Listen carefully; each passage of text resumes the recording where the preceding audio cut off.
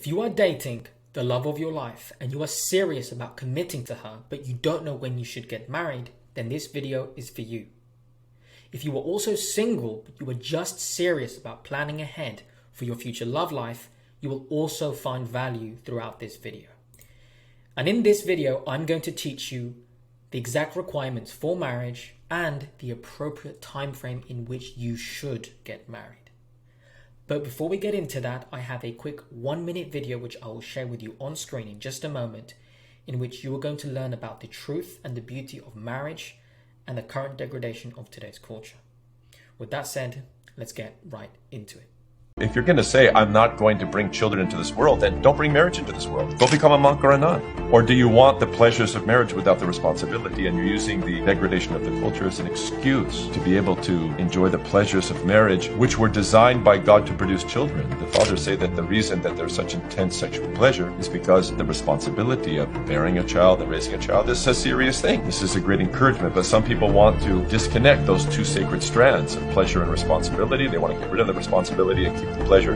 This is not good. If a person is alive, you're capable of knowing the one true God, and that's eternal life. You're capable of love, of friendship. These are the things of perceiving beauty and doing beauty. Better to be alive, even in a fallen culture. Better to be alive and to give thanks to God. Overcome the fear. Recover the mystique of conception and childbearing. And don't allow the world to form you, to put its dark fingers on you, and to squish out of you your optimism and your confidence in God and in the church. Now that you've watched this clip, you understand why marriage is so important. This goes beyond you, gentlemen. It also includes your spouse, your future children, the next generation, humanity. It honors God. It improves society. It makes the world a better place. And you have a role to play in the sort of husband you choose to be, the sort of father you will become. It's all connected. But you've got to take the first step. So when should you get married?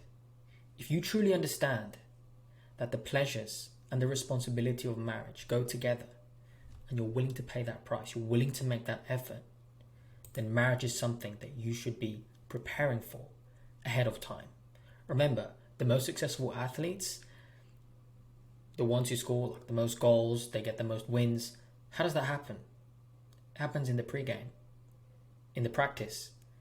That's where the win comes. You know, Abraham Lincoln said, if you want me to cut down an axe and I've got 6 hours, I'm going to spend the first 5 hours sharpening the axe.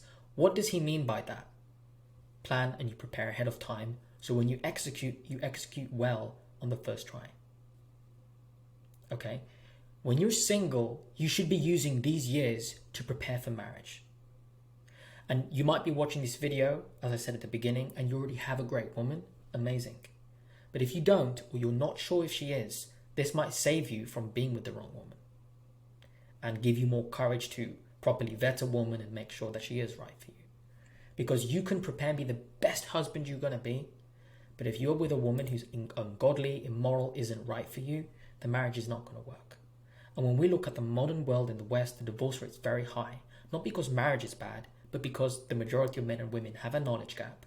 A lot of people are seriously damaged with unresolved trauma and sin, and they haven't made themselves ready for marriage.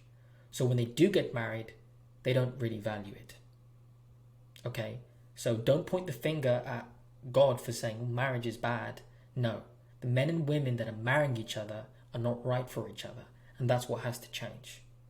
So do not be a victim, because no one is putting a gun to your head and saying, marry that woman. It's your responsibility to accurately vet a woman with a sound and logical mind from the get-go to make certain that there are no red flags and that she is right for you.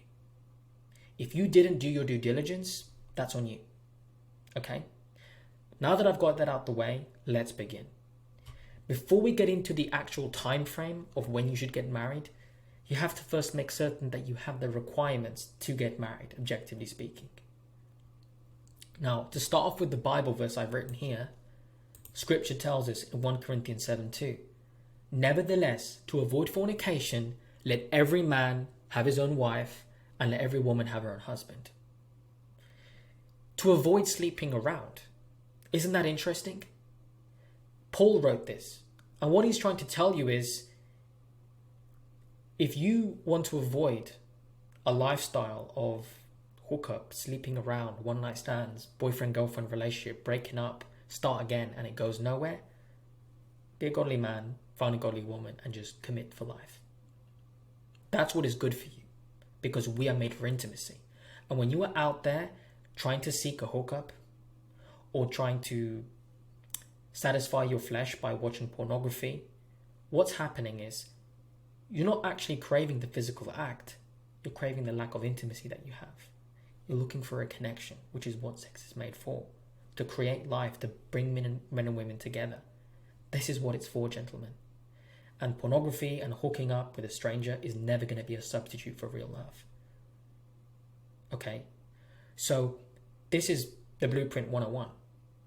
You want to avoid sleeping around, get married. And if you say to me, yeah, but Christian, I don't believe in marriage. I don't ever want to be married. And you clicked on this video and you're a modern man, or you're a feminist, or you're a red pill manosphere fornicator, fine. But if you say you don't want to get married, that means you should never sleep around. If you're going to say marriage is so bad and you're pointing the finger at promiscuous women, it's bad what they do, don't make the problem worse by you sleeping around. That means you should be willing to abstain for life. But most men aren't willing to do that, because God knows that the blueprint is most men marry. Okay? Don't want to be a priest or a nun or a monk or whatever, then you should get married.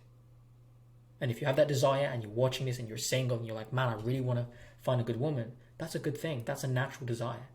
That's placed in all of our hearts. It's your choice with how you proceed. So the first requirement for marriage is you've got to have chemistry and compatibility, and the second is a willingness to marry. It is that simple. Let me break this down to you. What is chemistry and what is compatibility? Chemistry is the emotional connection between a man and a woman that are physically attracted to each other. You want to be very careful with this, because if you are struggling with your lust, you have health issues, or you're dealing with rejection or sexual fantasy that you developed from pornography or from sleeping around, you might not even know what you find beautiful. Anything goes. If you're going to marry a woman and commit to her for life, that means one woman. Make sure she's exactly what you like, and make sure she feels the same way about you. You both have to be a 10 out of 10 in each other's eyes.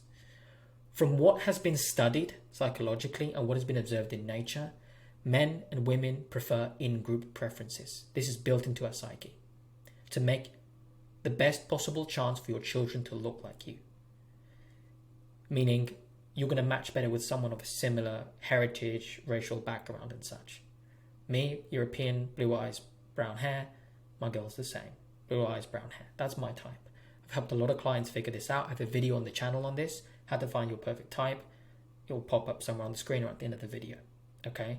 Really important. Are you each other's physical type? Because physical attraction has to be mutual. Why? Because it's natural. Think about it. As a man, you're supposed to desire your spouse, wife. And as a wife, you're supposed to find your husband really attractive. It goes both ways. Physical attraction can never be one-sided or it's going to fall. You really have to be each other's type. And gentlemen, don't get me wrong. There's beautiful women of all different colors and flavors and sorts. Absolutely. But you're only marrying one. So find a woman that is actually your type. That you truly want. Because that's how you honor a woman. Why would you settle for her? She's never going to be with a man that really wants her. That's how you have a sexless marriage.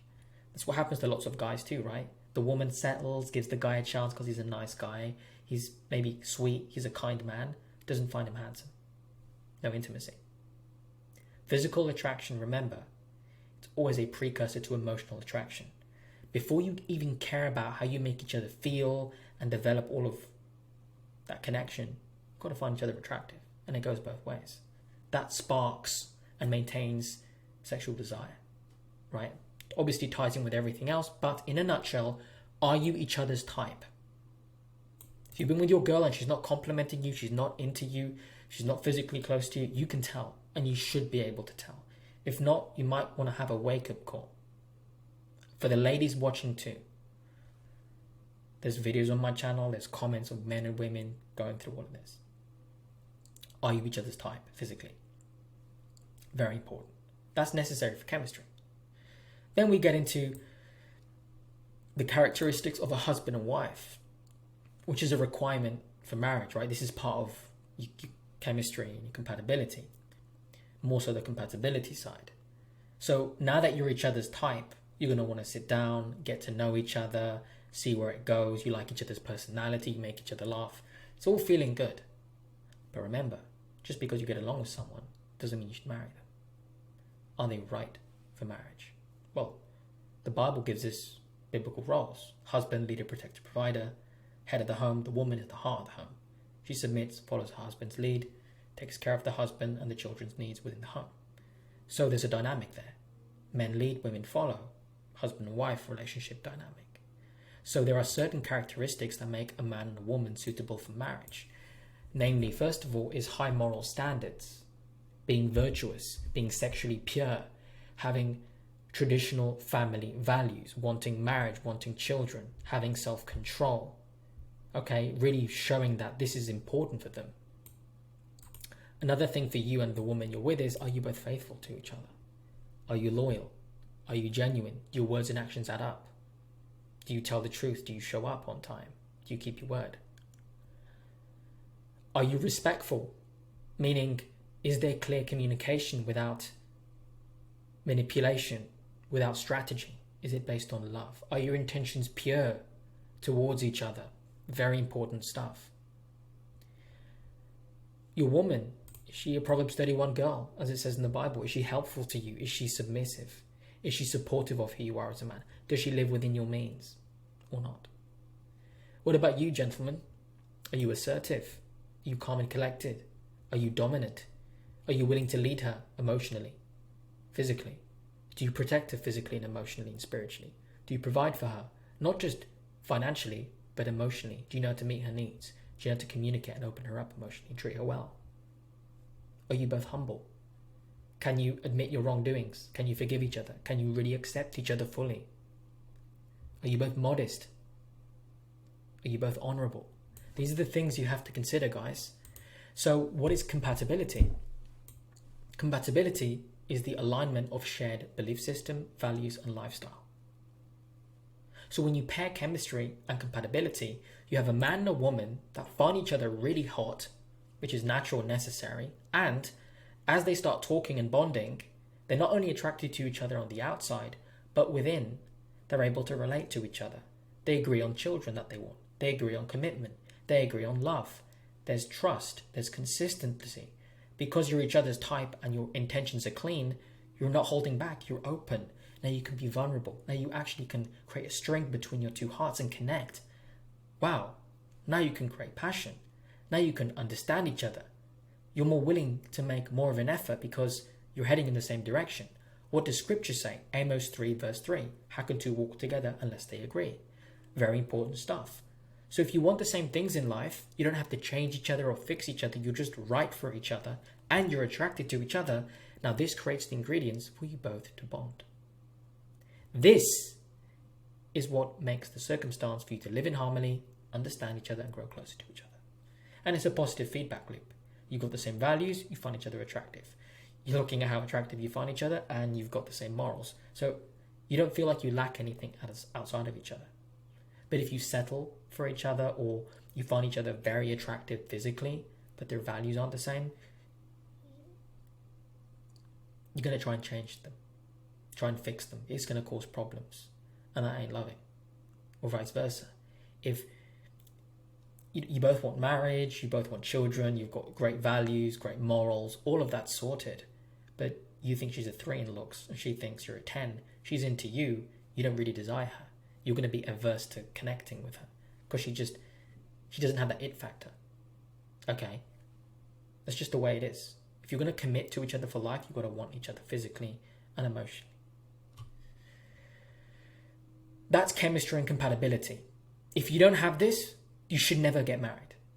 In fact, you shouldn't even be dating past a certain point. Okay? The next thing is righteousness and love equals the willingness to marry. Once you get chemistry and compatibility, what's the next step? if you're right for each other and what you obviously want your happily ever after to start as soon as possible. Don't take 5-10 years to figure it out. Righteousness means to live life in accordance to God's will, to how we should be treating others, and love. How to actually love, which is a lot of people don't know how to be loving or lovable. Okay? You can be a very handsome man, and guys, you can push a good woman away because you're prideful and you don't know how to treat her well or court her. Ladies, you can be absolutely beautiful and a guy's going to be tired of your crap because you don't know how to follow a man's lead. Okay, and you're following the feminist narrative. These inequalities have to go match with everything else. Righteousness is so you've got to have mutual cultivation of righteousness according to the biblical standard of Galatians 5:22 through 23, which I'm going to show you on screen, and then mutual love for each other according to the biblical standard of 1 Corinthians 13 verse 4 through 8, which describes love. So if we go to here on screen, Galatians, right, chapter 5 verse 22 through 23 tells us that the fruit of the Spirit, the qualities, fruit, your actions, your works, what is trackable, what is traceable, the pattern that you can see in her and she can see in you is love, joy, peace, long-suffering, the Old English word for patience, right? So love, joy, peace, patience, gentleness, goodness, faith, and down here, meekness, the Old English word for humility, temperance, Old English word for self-control, and that's it. Against these, there is no law. This is how you can really judge someone properly. The woman you are with, gentlemen, does she display this? Maybe she's working on some of them. Is she willing to grow? Yes, great. Are you struggling with any of these? If you are, good. You're a human being. Start working on them. This is essential. Then we get into love. The Bible makes it very clear. Love suffers long and is kind. Translation. This one isn't from the King James Version English. I did a new translation because a lot of people are not going to understand it. I'll translate it for you. Love is patient. Love is kind. Love doesn't envy. Love doesn't parade itself. It's not puffed up. It's right. It's not easily angry. Love does not behave rudely. Love isn't prideful, right? It doesn't seek its own way. It's not easily provoked to anger. It doesn't think evil of the other person. Love doesn't rejoice when the other person is pain or is hurt or is doing the wrong thing. Love always feels good and rejoices in truth, in what is right. Love bears everything. You can take everything. You can deal with a few ups and downs. Love always believes, hopes all things, and endures all things. And love, when it's of God, never fails. Okay, so if it's love, if it's real love, it's always going to last. If it's real love, you're going to treat each other well. Or at least you're going to want to. Amazing. Once you have these requirements set in stone, and you're both willing to work through this in the dating stage and the courtship stage, yeah, you should both get married. 100%. If this is all here. Now the juicy stuff. The time frame to get married. This, in my opinion, is subjective to my standard. And I am basing this on working with clients since 2019 October. Working with men in their 20s, 30s and 40s of all different cultures, of all races, even men who are atheist, men who are Muslim, men, different cultures, of all sorts. Even a few women that I've coached and helped over the years. I personally believe if you're both each other's type, you're both right for marriage, right? You're husband material, she's wife material, you've got the chemistry, got the compatibility. You're both treating each other well. I mean, you're accountable to God and you're loving each other right. You're both really serious about marriage. You really want it. What are you waiting for? Within 6 months minimum to 2 years maximum, I believe, is the appropriate time frame to commit to each other for life. Now, you might be listening to this and say, well, Christian, what do you mean by this? I will explain. There is exceptions, right? If you're watching this and you're both in high school and you're young kids, or financially you don't have a lot of money to get engaged, get married, do a wedding, you may take a little bit longer. But within this range, you're going to know. Personally speaking, what I've seen with myself and my other clients that I've worked with, if you do everything right and you really understand relationships well, you're going to know even within weeks, a couple months, that the woman you're with is really right for you. The reason why I'm choosing 6 months as a minimum is if you have two marriage-minded men and women who are dating with the intention to marry, you're weeding out immoral women, incompatible women, uninterested women. The woman you're with has done the same. You're both on the same page with your morals. You're compatible. You've assessed that from the get-go. No red flags. You agree on the big things in life. You find each other attractive. You're each other's type. And there's no issues. You're going to bond. And you're going to bond strong. And once you assess from the beginning that, hey, there's nothing wrong. We're doing everything right. We're right for each other.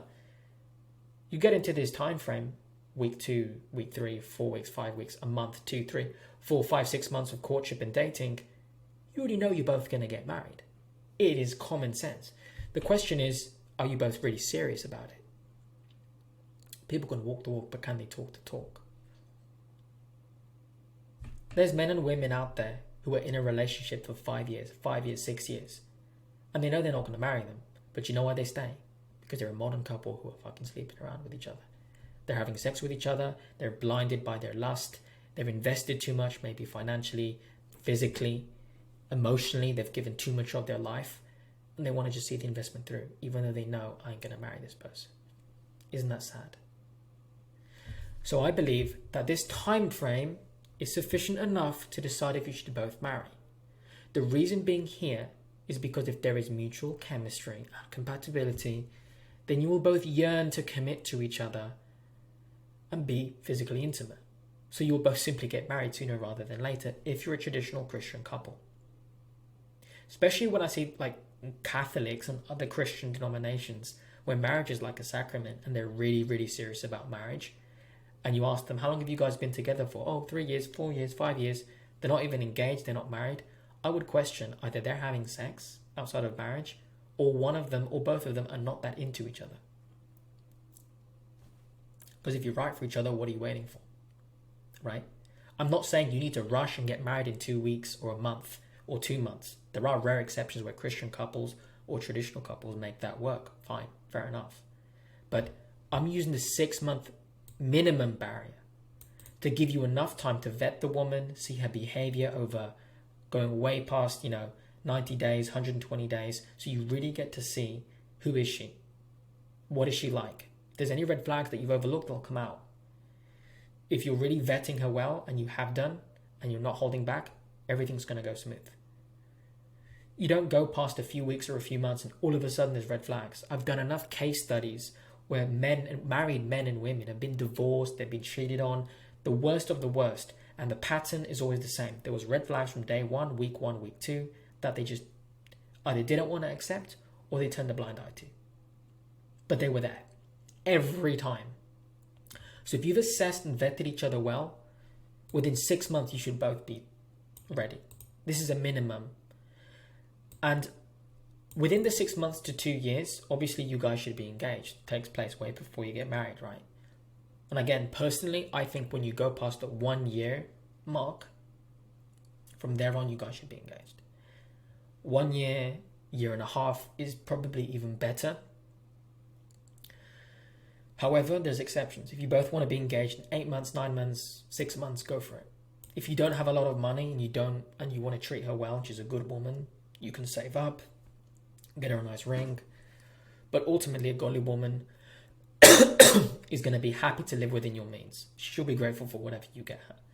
Obviously, do your due diligence and look at what sort of stone she likes, what shape it is, right? Whether she wants, emerald shape, oval shape, whatever happens to be. Do your due diligence, do your homework, and within your means, propose to your woman. The signs will be there, right? With a godly girl. She loves you within the 6 months, being together, she's going to be going on about marriage and love from a rational place, right? She's gotten to know you. She's a good woman. She doesn't care how much you spend on her. Just marry me, get engaged to me. I love you. When you hear that and you see that and you know she's a godly woman and all the ingredients are there, go for it. Get engaged. And then from then on, you can plan the marriage. And again, you don't have to have a super big wedding day. I think that's very ridiculous. If you guys have a big family and families want to invest and help out with the wedding, they can. If you're well off financially, you can take care of that yourself. But I, quite frankly, personally, I think having a big wedding day is narcissistic, and it's very indicative of the marriage not being a priority within that couple. It's all for show. Because if you really love each other and you don't have a lot of money, just go to the courthouse, get married, then plan a wedding later on. Or if you don't have a lot of money, get married now within your means. Maybe in the future have another big party, invite the family over or your loved ones. Because quite frankly, no one's going to give a damn about your wedding day in 10 years, 20 years, 30 years, 40 years. You and your wife might care. Maybe your parents, maybe your siblings, close friends, family. Other than that, most people are only going for a wedding for the nice food, a drink, and to be with their loved ones. And then they forget about it. Okay? So focus more on the marriage than the actual wedding. Okay? Yeah, it's a special day, but find a woman who doesn't idolize the wedding day. Gentlemen, very important. There's girls out there that are very much, the wedding day is me, me, me. Or ladies, there's even men like that. Be very careful. The wedding day is about you both.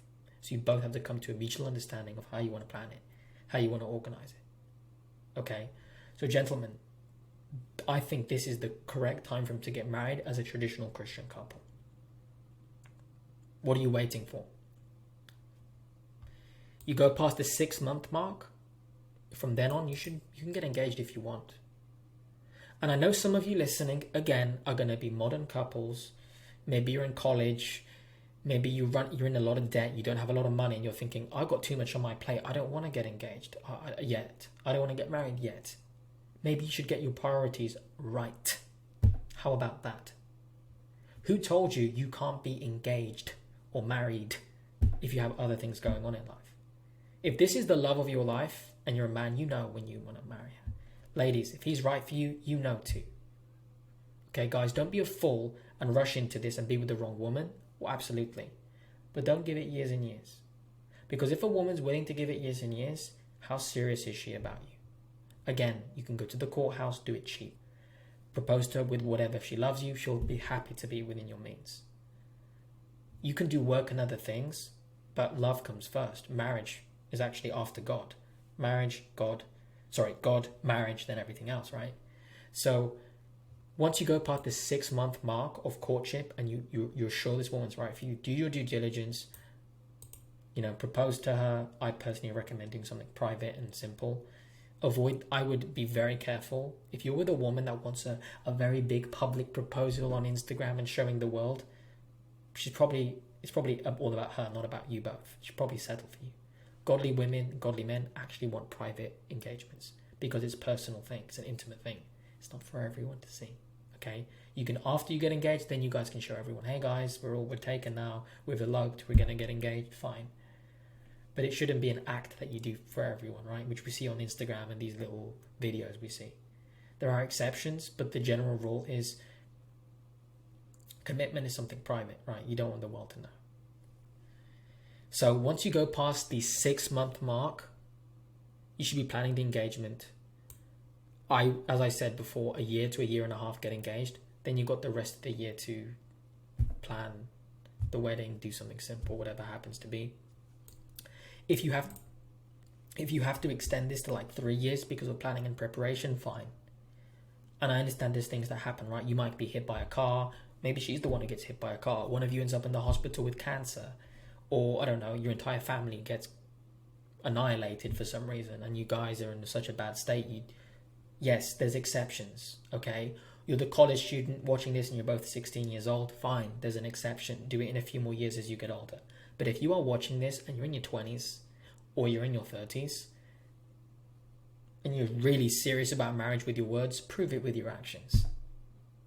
Okay, it is that simple, guys. Just pull the trigger. When the value is clear, the decision is easy.